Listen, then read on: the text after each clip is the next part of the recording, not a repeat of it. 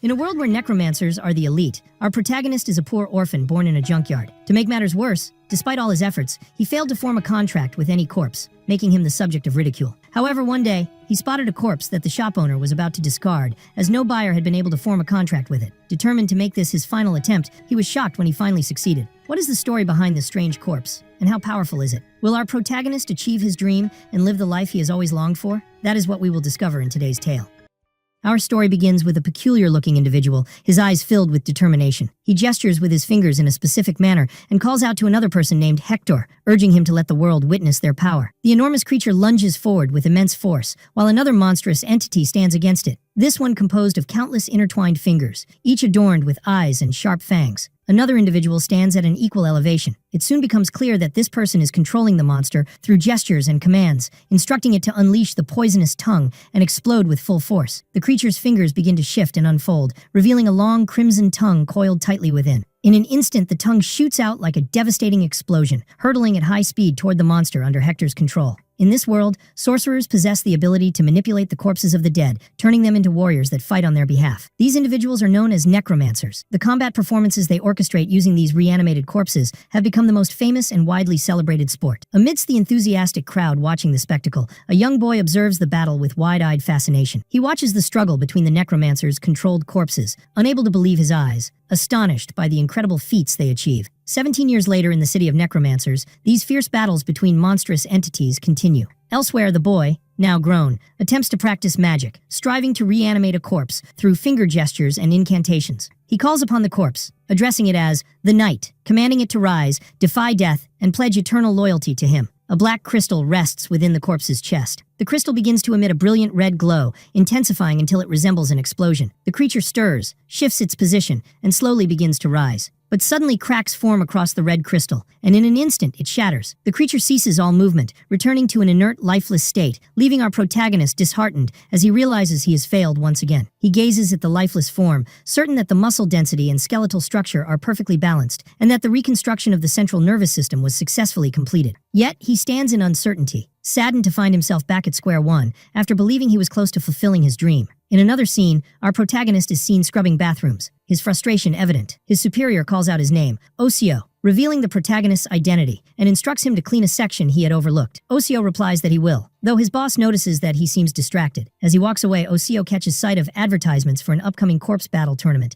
noting the massive number of participants and the exceptionally large prize money this time. Elsewhere, a group of students gathers as their instructor teaches them the fundamentals of necromancy, explaining that controlling corpses requires precise finger movements and powerful vocal commands. Outside the classroom, Osio, while mopping the floor, listens intently to the lesson, absorbing every word the instructor and students recite. At that moment, his supervisor appears, calling him angrily for being late with deliveries. But Osio remains engrossed in the lecture, unfazed by his tardiness. Later, he is seen sprinting through the streets with delivery parcels in hand, while reading his notebook about the harpy's talons, noted for their steel-like hardness, as they are not composed of keratin, but of a mineral-based protein compound. He continues reading, discovering that he must connect the nerves to the muscles, with the first step being to attach the talon's base to the upper arm muscles. While engrossed in reading the instructions, he is suddenly startled by a voice calling out to him. As he turns to see who it is, he is struck hard across the face. At that moment, it becomes clear that the one who hit him is a combat corpse, accompanied by the girl who owns it. She immediately begins scolding him, reminding him that she had previously asked him, politely, to leave the city for good. She is not alone. Another sorcerer stands by her side. He turns to her and asks if this is the scum of a man she had mentioned before. She confirms that he is indeed the one. She then continues, stating that Osio was born in a garbage dump and grew up among the filth from which he came. At this, Osio glares at her with intense anger, not only because of the blow from her fighter and the humiliation in her words, but also because of her decision to expel him from the entire city. Yet, he remains silent and does not respond. However, the man accompanying her questions how a person could survive on trash. She replies that Osio's father had also lived off garbage. She goes on to say that Osio must have inherited that trait from his father, who was not a normal human by any means, just a worthless piece of trash. She then adds that merely looking at him disgusts her, and that she cannot comprehend why he is still in the city. At this moment, Osio's anger reaches its peak. He shouts at her, declaring that he is not trash, and that it does not matter where he was born or how he was raised. Clenching the paper he holds tightly in his fist, he asserts that the only person who has the right to determine his fate is himself, no one else. The girl smirks mockingly and asks if he truly believes that becoming a necromancer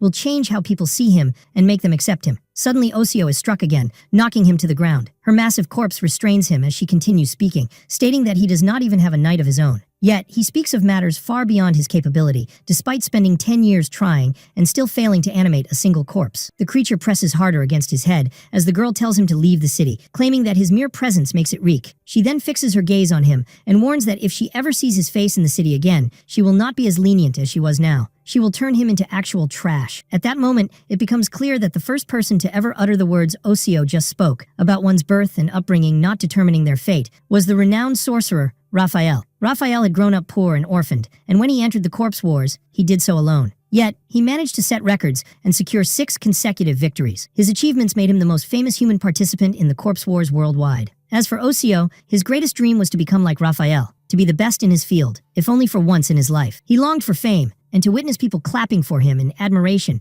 and awe of his abilities. Lost in his thoughts and dreams, he suddenly hears his father's voice echoing in his mind, questioning whether he truly believes he can achieve his ambitions, reminding him that he is nothing more than worthless trash. The day passes, and the scene shifts to the following day. Osio finds himself in a shop selling materials for necromancers. He begins inspecting the tools he needs, but notices that the quality of the merchandise that day is poor. Nothing seems useful. However, something catches his eye. A corpse lying alone in one of the shop's rooms. It is a female corpse, but it is missing its left arm and right leg. When he asks the shopkeeper about it, the man replies that it is merely a leftover piece, soon to be discarded. Osio then questions whether even a human corpse is something they would throw away. The shopkeeper explains that it is somewhat special. It had been put up for sale a year ago and had already been purchased 13 times. Yet every time, the sorcerer who acquired it failed to animate it, leading to its return to the shop. Osio explains that corpses that sustain damage eventually become as hard as stone before shattering. He then wonders why this corpse has remained intact. The shopkeeper responds that this corpse has never been animated before, clarifying that while rare, such cases are not impossible. He adds that every few years, corpses with such defects appear. The shopkeeper then steps closer to Osio and asks if he is interested in purchasing it, explaining that they were going to dispose of it anyway. Thus, he is willing to sell it to him at an extremely low price, on one condition, that he never brings it back. Osio considers his words but soon notices that the corpse's hand looks rather unusual. He asks the shopkeeper about it, and the man replies that it is quite special. However, he cannot disclose all the details, as the laws prohibit him from doing so. Nevertheless, he mentions having heard that this corpse once belonged to a well-known mercenary fighter. He continues, saying there are rumors that she could destroy anything with a single strike. But in the end, the corpses of warriors are nothing more than tools. They possess no thoughts or awareness. So whatever their identity was before death, it no longer matters. Osio hesitates for a moment before telling him that he does not need such a corpse, as it has failed to be animated 13 times already. That means taking it would be a gamble. The shopkeeper responds that he completely understands and even agrees, remarking that trash will always remain worthless trash. Upon hearing these words, Osio freezes in place, lost in thought, recalling all the insults he had endured. Yet, he does not make a decision immediately. The scene then shifts to show Osio pulling a wooden cart behind him, admitting to himself that he bought the corpse. He spent every last coin he had, leaving himself with nothing, not even enough to buy food for the next day, let alone pay next week's rent. When he arrives home, he opens the crate containing the corpse, reflecting on how he had thought his attempts were over and that he had no more chances left. Yet, he begins repairing its damaged parts, using pieces from other corpses to replace the missing limbs. As he works, he realizes that, for some reason he cannot explain, he wants to give this corpse another chance. And so, he completes its body once again. Looking at it, he recalls how the shopkeeper called it trash. However, he decides that none of that matters. He assures himself that they will succeed together and form an unrivaled team. At that moment, he begins casting his magic, moving his fingers as he chants the words to bring the corpse to life. He is convinced that they will become the most famous duo in the world, with crowds cheering for them. Suddenly, a bright light fills the room, and the corpse begins to move before sitting upright in front of Osio. In that instant, he can hardly believe it. He has finally succeeded in reviving a corpse that had resisted animation 13 times before. However, what shocks and terrifies him even more is that the corpse looks at him as if it is thinking, then expresses confusion about its existence and his, before asking, "Who are you?" At that moment, Osio screams in terror, prompting the corpse to scream as well upon seeing his reaction. Both continue screaming, neither making an effort to understand what is happening. Their screams persist, and in his panic, Osio grabs a large knife and points it at the corpse, demanding to know how a corpse could possibly speak. But the moment the corpse's eyes land on the knife in Osio's hand, it senses danger. This causes the red light within the crystal embedded in its body to glow intensely, spreading throughout its entire form. Osio tries speaking to it again, but suddenly he is struck by a powerful blow that sends him flying out of the room. The scene transitions into Osio's thoughts. where his father appears once more, mocking him and questioning whether he truly believes he could ever become a necromancer. He then jeers at him, saying that he should stop chasing illusions, adding that his mother was trash as well and was the reason his life was ruined. He goes on to declare that the son of trash will always remain trash. No matter how hard he tries, he will never amount to anything of value, nor will he ever become famous or well-known. Simply put, he will always be nothing more than garbage. At that moment, Osio wakes up screaming, terrified by the nightmare that had just plagued him. After a few moments of stillness, he gathers his thoughts, telling himself that it was just a dream, the same nightmare he always has, and that surely none of it was real. After all, a corpse could not possibly speak. But suddenly, as he lifts his gaze, he sees the corpse sitting right in front of him on the same table, speaking to him once again. It tells him that he should consider himself lucky to still be alive. She then explains that her right leg is not functioning properly, which is why her strike was not precise enough to finish him off completely. At that moment, Osio is struck with shock once more, realizing that this is no dream. It is reality. He lets out another loud scream before collapsing to the ground. The corpse, however, scolds him, demanding that he lower his voice, as his noise is irritating her. His astonishment grows when he realizes that his hands and feet are bound to the chair he is sitting on. He asks the corpse what she has done to him and what she intends to do next. She stares at him before saying that he is the one who should be answering questions, as she wants to know what he has done to her body. After a brief silence, she narrows her eyes at him and then raises her hand threateningly, warning that if he does not answer her questions, she will not miss her next strike. Osio glances at the wall that was shattered by her attack, observing the destruction she caused. He quickly decides it is best to explain everything to her, and so he tells her the full story, leading her to realize that he is a necromancer. She then comments that at least he is not some lunatic or deviant. This surprises him, prompting him to ask why she would assume that. She gestures toward their surroundings but suddenly pauses, fully grasping what that implies, that she had indeed been dead. She then continues, saying that, in any case, she appreciates being brought back to life, but she would rather they never meet again. With that, she turns to leave. However, Osio calls out to her, demanding that she stop. He tells her that she will not be able to move properly because the left arm and right leg he attached to her are not originally hers. He then adds that he is the only one who can make them function, as he is the necromancer who revived her. She questions what he means by that, and Osio explains that no matter how powerful she may be, in her current state, she definitely needs his help. However, upon hearing his words, she bursts into laughter, scoffing at the mere idea. Then, without hesitation, she grabs a knife and begins cutting off the leg he had attached. She keeps going until she severs it completely. Standing on just one foot, she holds the knife in her hand and boldly declares herself to be Eleonora, the strongest and most beautiful warrior in the world. She then asserts that whether she has 2 legs or not, she will never need his help, or anyone else's. With that, she turns to leave, while Osio stands there, bewildered, desperately searching for a way to make her stay. In that instant, an idea strikes him, and he immediately calls out to Eleonora,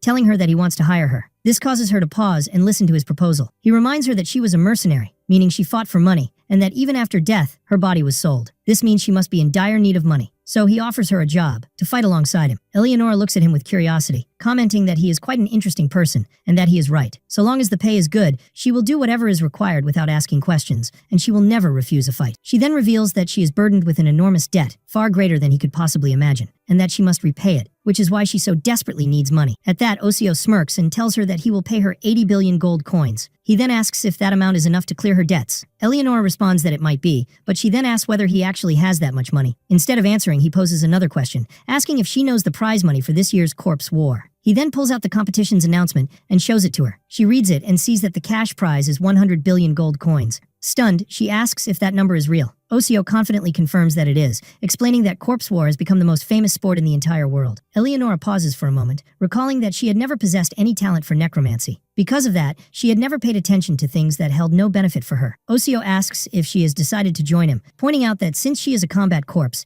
it will be easier for them to enter the competition, as long as they manage to hide the fact that she is conscious and capable of thought and feeling. He then adds that if she truly claims to be the strongest and greatest warrior, then together they should have no difficulty achieving victory. With growing enthusiasm, he continues, assuring her that their names will become famous and that crowds will cheer for them everywhere they go. However, Eleonora tells him that she does not care about fame and asks if he will indeed pay her 80% of the prize money, as he promised. Osio confirms that this is true, considering it a very generous share, but Eleonora insists on taking 95%. Osio immediately refuses, explaining that he has incurred expenses, including the cost of the materials he used, along with other expensive necessities. He proposes giving her 85%, but she remains firm on 95%. He tries to negotiate, suggesting 92%, but she rejects it again, insisting on 95% once more. In the end, Osio explodes in frustration and agrees to give her the percentage he demands. Eleonora smiles and tells him he should not be upset about losing to her. After all, she is an expert in negotiation and bargaining. She then requests that they put the agreement in writing, stating that she does not trust verbal promises without official documentation. With that, the deal is finalized, leaving both of them seemingly satisfied. The scene shifts to a later moment, where Osio reattaches the leg Eleonora had cut off. He then asks if she can walk properly now. Since he is the one controlling her movement, Eleonora, now wearing an eerie mask, tells him that he is moving too fast and needs to slow down. Osio responds by explaining that controlling a corpse is not easy for him, especially since this is the first time he has ever succeeded in doing so. Eleonora then asks about the strange mask he made her wear and why she has to keep it on. He explains that this is one of the fundamental rules for necromancers when using human corpses. The face must be covered to prevent recognition. He also stresses, just as he has told her multiple times, that no one must know she is conscious. It will be better and easier for her that way. But Eleonora does not like this rule and protests, claiming that her face is unique and valuable. Osio quickly warns her to stop talking while they are walking in public, reminding her that combat knights do not speak. They only move. Suddenly, the same girl who had tormented him earlier appears again, accompanied by her companion and a group of knights. She calls out to him, reminding him that she had warned him before. If she saw him again, she would eliminate him. Osio feels irritated by her presence. Eleonora asks who she is and why she is acting so hostile toward him, but he tells her not to interfere, assuring her that he will handle it himself. However, the girl notices Eleonora and mockingly asks Osio if this is the knight he finally managed to revive after 10 years of failure. She then sneers, saying that the knight he brought back looks pathetic, just like him, and is hideous beyond belief. This enrages Eleonora, while the bully laughs, adding that after seeing this thing Osio owns, she is now even more eager to witness his humiliation and defeat in the competition. For now, she will let him be. But suddenly, a mocking voice responds to her, pointing out how confidently she speaks, despite looking as frail as skin and bones. The girl stops laughing and turns to Osio, demanding to know what he just said. At that moment, Osio whispers to Eleonora,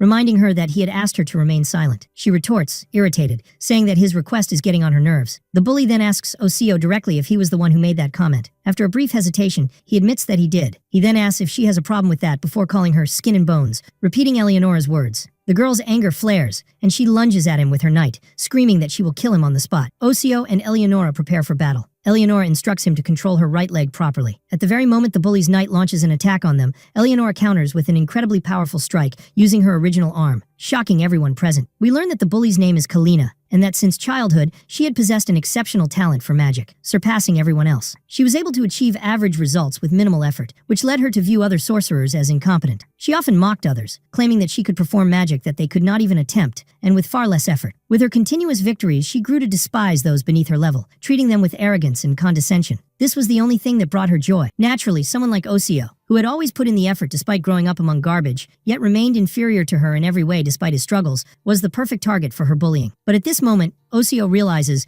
that he had been nothing more than an easy prey for her. Now he sees Kalina standing in shock at what had just happened. We discover the reason for her astonishment when we see that Eleonora, with a single strike of her hand, has completely destroyed Kalina's ferocious knight. Her companion is equally stunned, wondering how it was possible to annihilate it in just one blow. He observes that there is nothing left intact of the knight and exclaims that this is impossible. Kalina screams that it cannot be. There's no way she could lose, and even worse, lose to someone like Osio, that lowly. But before she can finish, Osio interrupts her, asking if she has a problem. She glares at him in fury, then shifts her hateful gaze to Eleonora, but finds herself at a loss for words. Enraged, she storms off, while Osio feels overwhelming joy at finally defeating Kalina and utterly crushing her knight. Afterward, Osio and Eleonora return home, where Osio exclaims that they were lucky this time, but it was an incredibly dangerous situation. He explains to her that fighting outside the competition is strictly forbidden, and she could have been exposed and recognized. Eleonora gives him a questioning look, asking if he now believes he is in a position to issue commands and dictate what she should or should not do. Osio glares at her in frustration,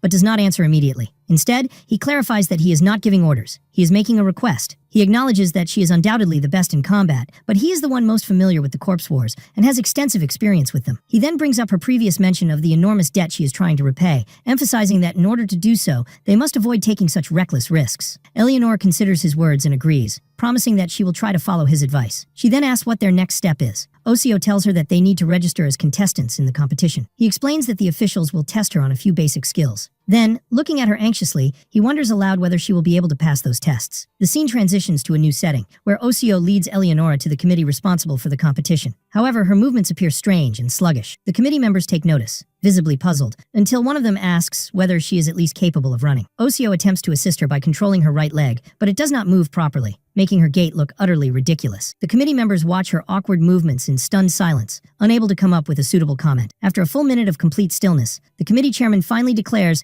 that her movements are indeed unnatural. However, he acknowledges that she is capable of performing the basic requirements, and that they need more contestants for the weaker divisions. Based on this, he approves their application, officially making Osio a participant in the corpse wars. In the next scene, Osio stands before a mirror, dressed in his competition uniform, feeling a surge of happiness. When Eleonora sees him, she notes his obvious excitement and sarcastically remarks that his expression makes his enthusiasm painfully clear. He responds that of course he is thrilled. He has been waiting for this moment for 17 years. Eleonora, still amused, mockingly states that she is so deeply moved that she is on the verge of tears. She then points at her leg, asking when he plans to properly adjust its movement. She warns him that if he forces her to walk in this ridiculous manner any longer, she might have to cut off the leg he controls and simply walk on one leg again. Osio quickly rejects that idea, pointing out that while she may be able to defeat humans with just one leg, the knights are monsters, far superior to humans in strength. There is no way she could defeat them on one leg alone. Eleonora yells at him, demanding that he hurry up and adjust her movement properly, insisting that he is not controlling her correctly at all. Osio shouts back just as loudly, explaining that this is her body, not his. How is he supposed to balance the part he attached with her original body? He then asks if she has even tried to coordinate her movement with his. Eleonora yells at him again, questioning why she should be the one to adapt to his control. After all, she is Eleonora, the one who... But before she can finish, the loudspeakers interrupt, announcing that the opening ceremony of the competition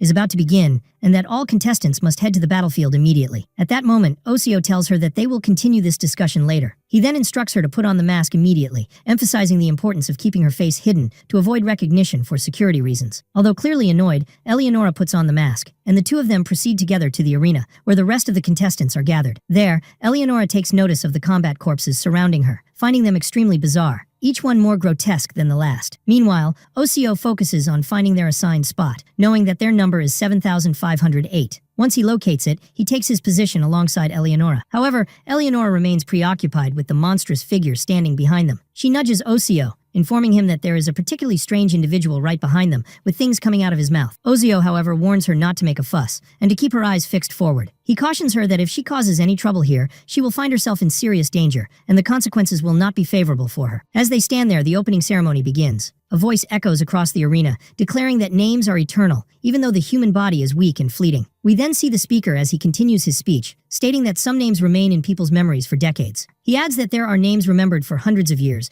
and others immortalized for thousands, for they are the ones who achieve true eternity. He goes on to express his hope that, in this war, a player will emerge whose name will be remembered forever. Then, he extends his hand toward the contestants, addressing the 8,304 players before him. He asks if all the great necromancers prepared for this brutal battle are truly ready for combat. In unison, the sorcerers all respond that they are. He then passionately asks if they are willing to dedicate their hearts and souls to securing a victory that will etch their names into history for thousands of years. Once again, the players, including Osio, respond in unison, affirming their full readiness. At that moment, the speaker smiles before officially declaring the start of the 145th Corps War. The players erupt into cheers, celebrating the competition's launch. However, he soon raises his hand, halting the celebrations to announce that he will now explain the details of the first preliminary round. He states that this round is of utmost importance, as it serves to introduce new players to the audience. He adds that this round will result in the elimination of 20% of the players based on their performance. Its structure is based on random matchups. He clarifies that the first sorcerer to secure 2 victories will advance, while the first to suffer 4 losses will be eliminated. Some sorcerers appear confident in their ability to secure 2 wins and move forward, while the weaker ones hope to last through 5 matches without being disqualified. After that, the speaker begins selecting players for the matchups. He then points toward Osio, announcing that the player standing on the black line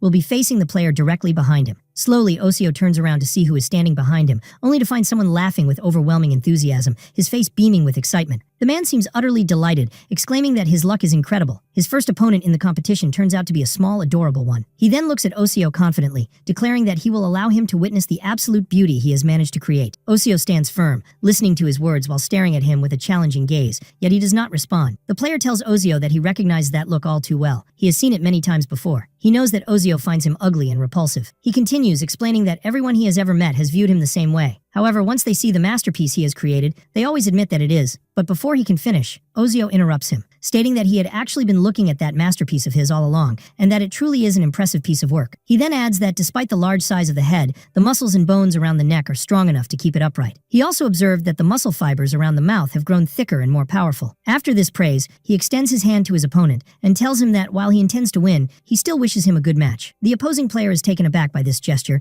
as he has never been treated this way before. After shaking Osio's hand, he remarks that this is the first time anyone has ever shaken his hand without caring about his appearance. Later, the player appears with his knight, beaming with joy as he talks about Osio. He points out that Osio does not care about his ugliness, and that he is, in fact, a genuinely kind person. He then looks at Osio and assures him that they have succeeded, and that he will undoubtedly show him the perfect beauty he has created. The scene shifts to the first preliminary matches of the competition, marking the beginning of the Corpse War, with 3 qualifying rounds. Once the 3 rounds conclude, a total of 1,000 players will be selected from all the participants to advance to the next stage. Osio explains to Eleonora that the rules of these rounds are constantly changing, making it difficult to prepare for them. However, in the end, the process is quite simple. Winning 2 matches is enough to qualify, while losing 4 will result in elimination. He then pulls out a small device and tells her that it will be of great help to them. She does not understand what it is, so he clarifies that it is a magical communication device. Osio adds that he has modified its design so that she can wear it on her ear, allowing them to communicate over a distance of up to 300 meters. He further explains that the device allows them to hear each other clearly, regardless of how loud or soft their voices are. Moreover, only the person wearing it can hear the other's voice. Eleonora takes the device, places it on her ear, then calls him an idiot and asks if he can hear her now. He replies that he can, and asks her to stop acting weird, reminding her that he had to sell half of his home furniture and personal belongings to afford the device,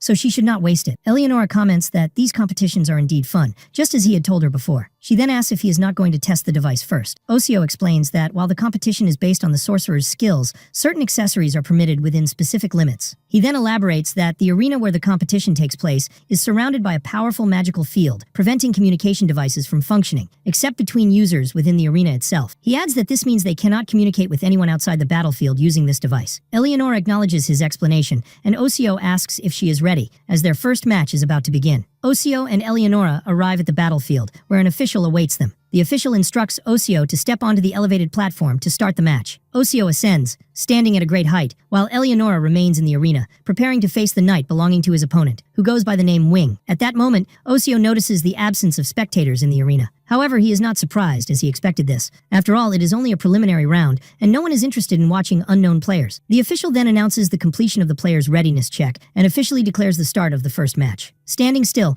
Osio closes his eyes, attempting to calm himself and focus. He reminds himself that the presence of an audience is not important right now. What truly matters is concentrating and winning the match. The official then instructs the players to prepare, as the battle is about to begin. At that moment, Osio calls out to Eleonora enthusiastically, urging her to show the world their strength. Without hesitation, Eleonora dashes into the arena at high speed, heading toward the opposing knight, while both Osio and the rival player closely observe her. Suddenly, she stumbles and falls hard, immediately contacting Osio through the communication device, reproaching him for not slowing her foot movements, as they had agreed. He responds, explaining that he had indeed moved slowly, but it was her excessive speed that caused the fall. Frustrated, Eleonora gets up, visibly upset, and tells Osio that she is annoyed by what is happening. She then declares that she will move in her own way, asking him to simply keep up with her. She then surges forward again at high speed toward the opposing knight. However, just as she gets close and prepares to attack, she is caught off guard by his ability to leap high into the air with a frog-like agility. At that moment, Osio reminds her that the objective of the battle is to destroy the knight's core, explaining that the core is represented by the red crystal inside his body. He also emphasizes the importance of protecting her own core, especially since their chances of winning depend on close-range attacks, while their defensive options are extremely limited. He then begins guiding her to move cautiously and analyze the enemy's movements. However, she abruptly interrupts him, arguing that doing so would be a waste of time, giving the enemy an opportunity to strategize against them. She adds that this is especially problematic since they have yet to reach an adequate running speed. Deciding not to waste time on analysis, she immediately charges forward,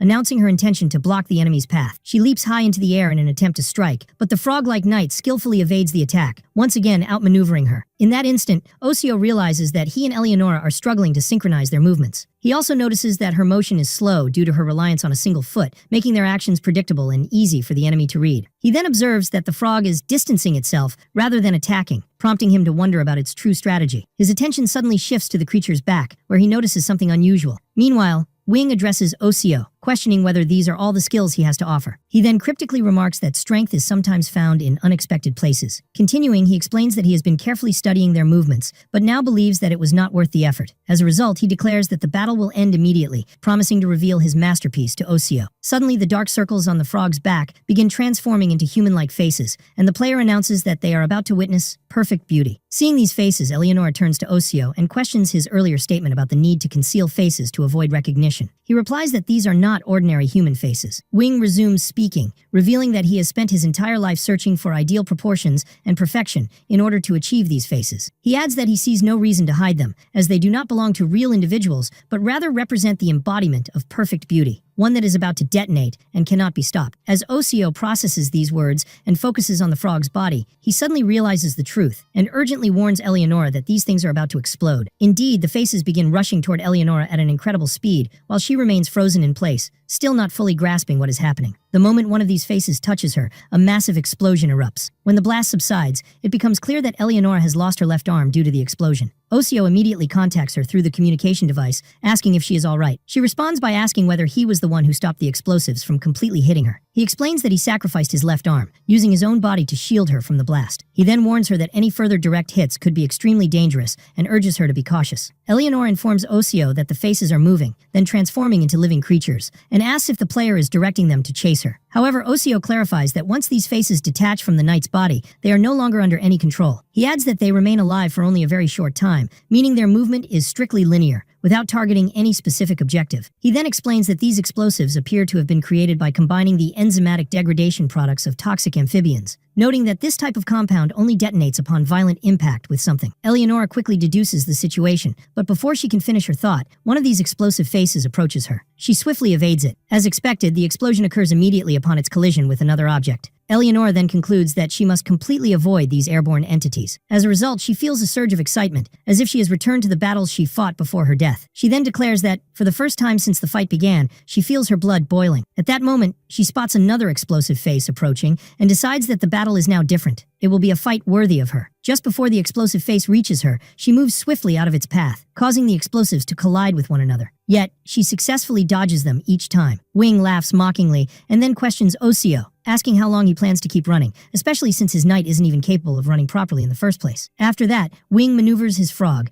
making it leap high into the air before launching a barrage of explosives toward Eleonora. Eleonora dashes forward at high speed, skillfully avoiding most of the incoming explosives despite their sheer number. However, suddenly, she finds one of the explosive faces dangerously close to her, about to strike her directly. Osio attempts to synchronize her right foot's movement with her left, but he fails, resulting in an explosion occurring alarmingly close to Eleonora's body. She crashes to the ground following the explosion, which nearly costs her life. Osio tells her that this is the limit they cannot exceed without achieving precise movement. Otherwise, they will never win. He then continues, explaining that he has spent the past moments analyzing the reasons behind her failed footwork and has discovered that the main cause is a lack of trust. He elaborates that since her right foot is not originally part of her body, her strength unconsciously concentrates on her right side, leading to an imbalance with every step she takes. He asserts that for her to move correctly, she must trust him and stop constantly thinking about her right foot. He begins to say that she should, but before he can finish, Eleonora interrupts him with a direct question. How is she supposed to trust him? She then sharply adds that he is not the one actually fighting, yet he expects her to trust him while he remains at a safe distance, merely moving his fingers. Rising to her feet once more, she confronts him, stating that he needs to understand she cannot trust anyone who is not willing to risk their life alongside her. At that moment, Osio falls silent, unable to respond,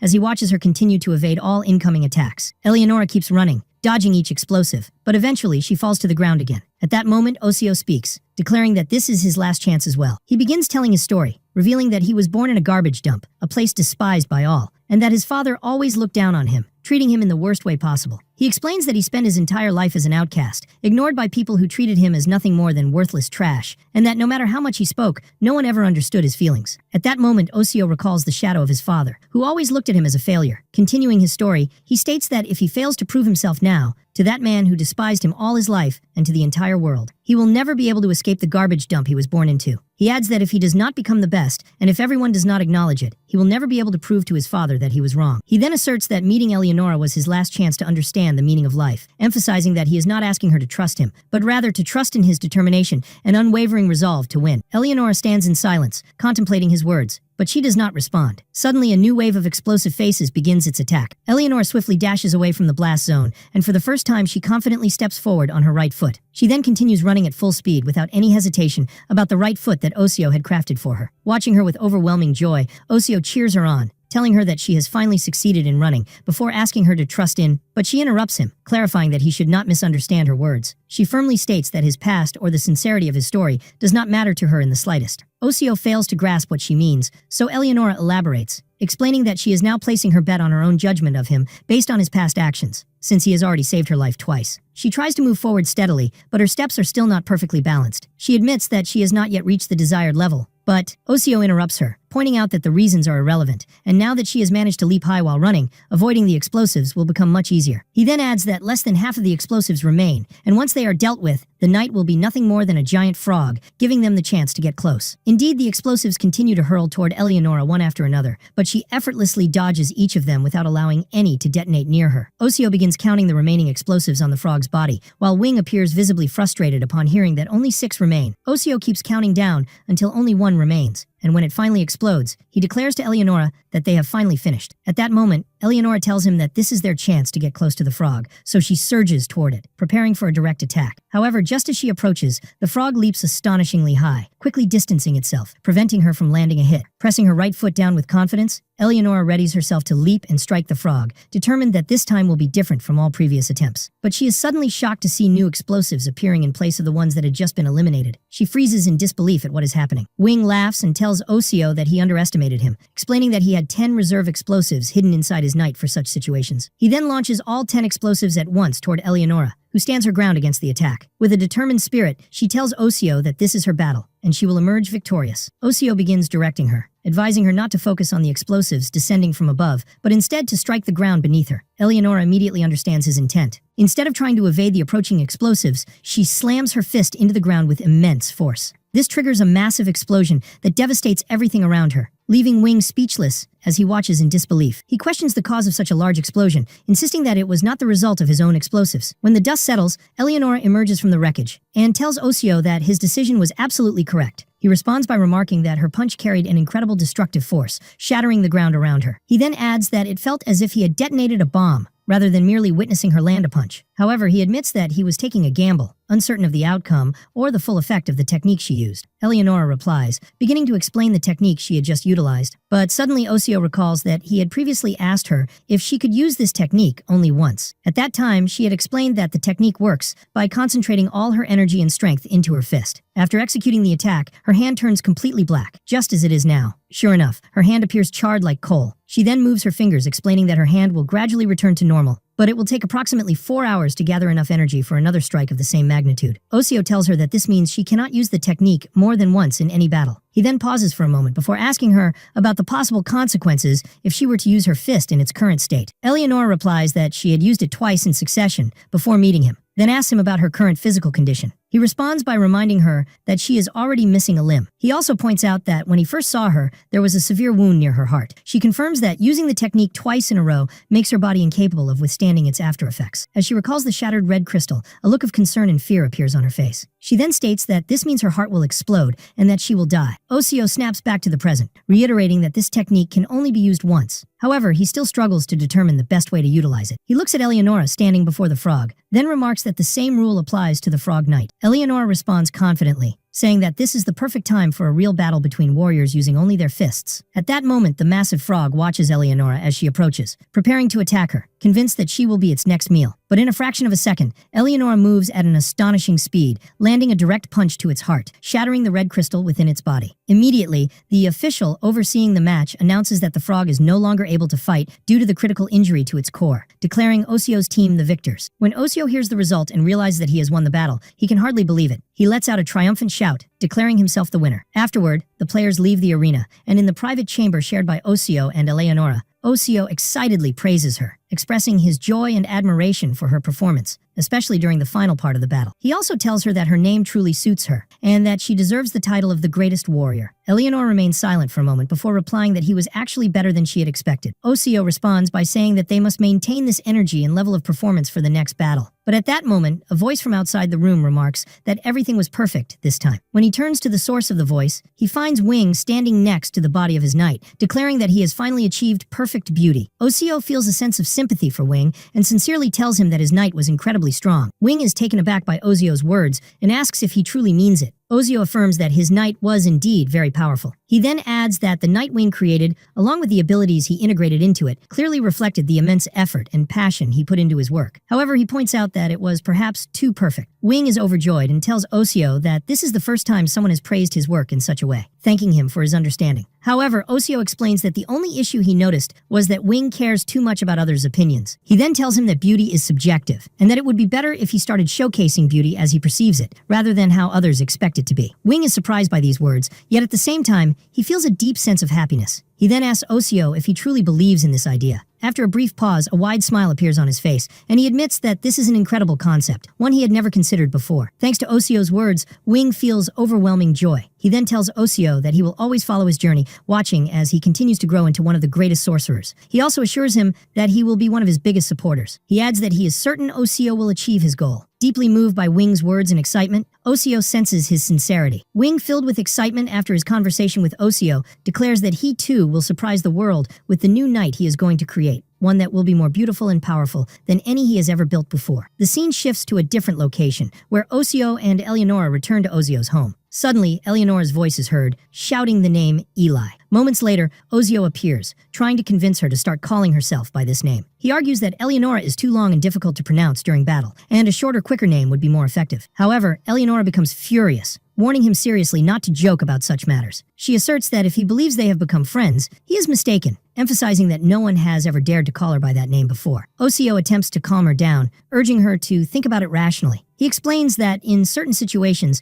a single second can make the difference between victory and defeat. He then demonstrates the difference by saying Eleonora out loud, showing how long it takes to pronounce, followed by Eli, highlighting the significant speed and ease of the shorter name. Eleonora remains silent, not responding. Osio then tells her that a shorter name is undoubtedly more efficient, and that winning a battle is far more important than the name they call each other. After some thought, Eleonora finally agrees, but insists that this name be used only during combat. She then asks him about the next battle and the identity of their opponent. Osio explains that they have an entire week to fine-tune and improve their knight's performance before the fight. However, he points out another issue. The opponents are chosen randomly. Hearing this, Eleonora asks why such a system is used. Raising his hand, Osio points to the skull emblem attached to his clothing, explaining that it serves as an identity badge, proving that its bearer is a sorcerer, and they are required to wear it at all times. He then elaborates that the skull's color and shape change based on a sorcerer's competition results. His black-colored skull indicates that he is among the lowest-ranked sorcerers, or those who were eliminated in the second qualification round. He adds that sorcerers are classified into 7 different ranks according to their abilities, with each rank having a distinct skull color and design. Eleonora deduces that, since rankings are based on previous competition results, the higher a sorcerer's rank, the stronger they are. Osio confirms her assumption, and further explains that the random system can sometimes result in a match between a bronze-ranked 6th-tier sorcerer and a diamond-ranked 3rd-tier opponent. If luck is particularly bad, they could even face an emerald-ranked 2nd-tier sorcerer. Eleonora expresses her concern, noting that her movement is still not entirely stable, and that facing a high-ranked opponent would be a significant problem for Osio. At that moment, Osio picks up the envelope containing the name of their upcoming opponent. Upon opening it and seeing the name, a look of shock appears on his face. The scene shifts to a more luxurious setting, where another player is seated, discussing the next round of qualification matches. Meanwhile, a girl beside him holds an envelope containing the name of his opponent. He asks her about the identity of his challenger. She informs him that the available information is insufficient, but she confirms that the opponent is a novice sorcerer participating in the competition for the first time. Upon hearing this, the player smirks confidently and declares that this preliminary round will be ridiculously easy for them. His overconfidence quickly becomes understandable as the skull he wears is revealed, marked with the color of the first rank.